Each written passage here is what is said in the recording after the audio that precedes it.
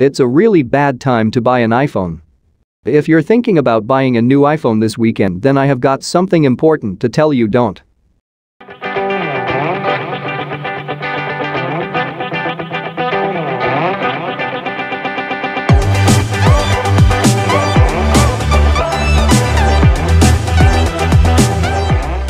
I am not making this grand statement because the current crop of Apple smartphones is bad. In fact, they're some of the best phones of the year. Yet, as we approach the end of August and the start of September, one thing is certain: the iPhone lineup will look very different in just a few short weeks. News emerged this week via Bloomberg's reliable Apple reporter Mark Gurman that Apple is planning on unveiling its next slew of devices on September 7th, with the phones available to snap up just over a week later. That's mere weeks away. Gurman also says this will once again be a live-streamed event, the sort of thing we've become accustomed to from Apple throughout the pandemic.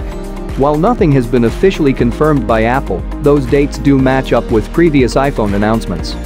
This news leaves those ready to buy an iPhone with a tough question to ask themselves, and I would say that even if you're not necessarily interested in picking up the new phones, whatever they may be, you're still best off waiting. Apple tends to reduce the prices of its current phones when new ones come along. In the past, the previous flagship has been kept around, offered as a more affordable option for those who don't really need the latest and greatest.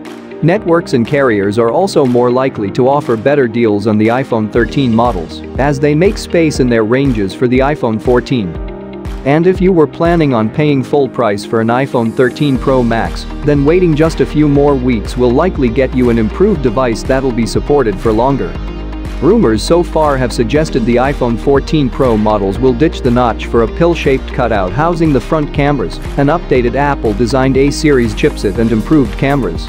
The screen size of the largest phone is also rumored to grow slightly too. It's a similar story for those on the lookout for an Apple Watch. Apple typically unveils its flagship wearable alongside the phone, and this year looks to be a bumper one. Reports suggest we'll not only see the Apple Watch 8, but an update to the affordable SE line, and perhaps an Apple Watch Pro, a rugged option that should appeal to those more swayed by Garmin's excellent smartwatch output. So, while the current iPhones are great, if you hold out for a few more weeks you might end up getting something better, or maybe even cheaper.